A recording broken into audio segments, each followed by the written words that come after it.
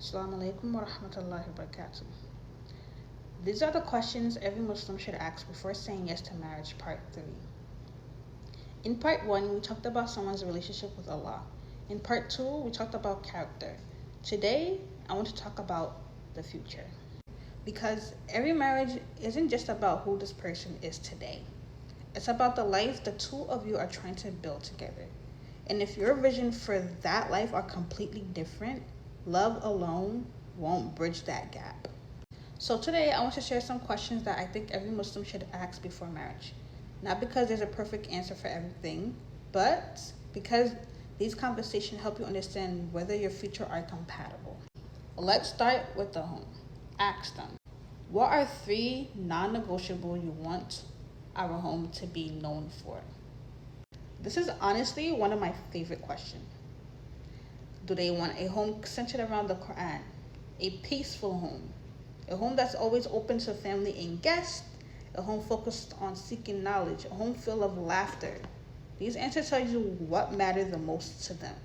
And yes, it can all be all 4 of this if that's how they answer. Then ask, describe a normal Tuesday in our marriage 10 years from now. Basically, you're asking them, what do they picture themselves living? What's the morning routine they see them and their future wives doing? Do they imagine praying Fajr together, eating dinner together every night, spending weekends with the family? It just tells you how they envision everyday life moving forward if they were to have a spouse, inshallah. Then you ask them, when I am having a really difficult day, what does supporting me look like to you? Notice I'm not asking if they're supportive. Most people will obviously say yes. I'm asking what support actually look like. Do they listen, give advice, give space, make dua, sit with you? These details matter.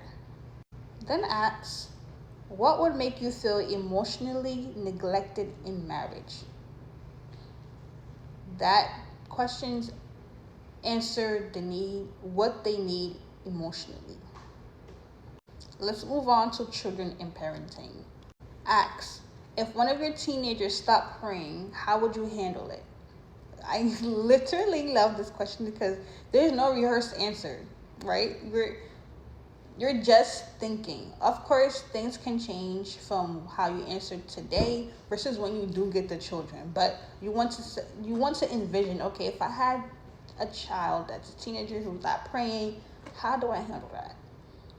That question alone can actually satisfy all the other answers about children, right?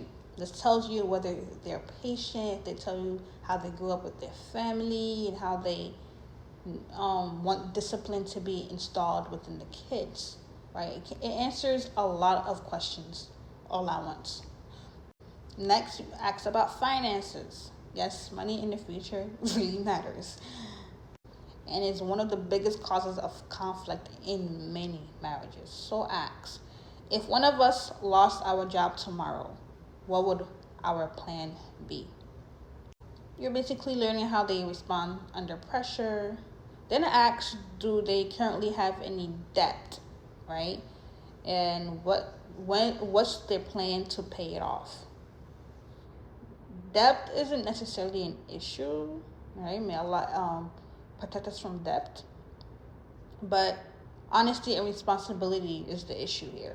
If you're not being responsible enough to pay off this debt, or even being honest about it before I find out, you not telling me is an issue. That tells me you're unresponsible and you're not honest. Then you ask, what are your views on buying a home through interest-based loans?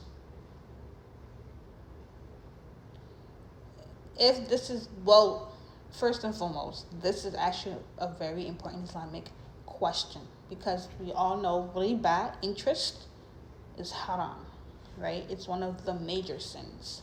So if the answer somewhat you see that the person kind of have interest in that, then I would educate the person on riba and see if their answer changes, right? We assume that they didn't know what that meant or whether it was even a sin. I'm sure not a lot of us know. So you educate them on what riba is, which is interest, and you basically see, ask that question again. Sorry, ask that question again, and see whether the answer changes or not. Now, moving on to the next topic would be where environment wise, right? I'll call this environment. Like, for example, the question you should ask is, if Allah made it possible, would you want to make hijrah? If they say yes, don't stop there. Ask why and where. And what would you be willing to sacrifice to make that happen? These are follow-up questions. Tell you whether it's simply an idea or genuinely a life goal. And finally, but not least, when your children speak about you one day, what would you like them to say? This is a very, very deep question, right? This is a question that requires more than one sentence. It could even require a paragraph, but it should be lengthy enough for you to hear how they want to be seen from not just their children, right, but from everyone around them. So keep that in mind. These questions are very, very deep. These questions are very thought-provoking, right? We think about them. We have to really sit there and think. And it's okay for them to say, can I get back to you tomorrow or later on in the day? Because these are questions that you genuinely need to sit down and think. That's fine. So before I leave, I want to leave with this.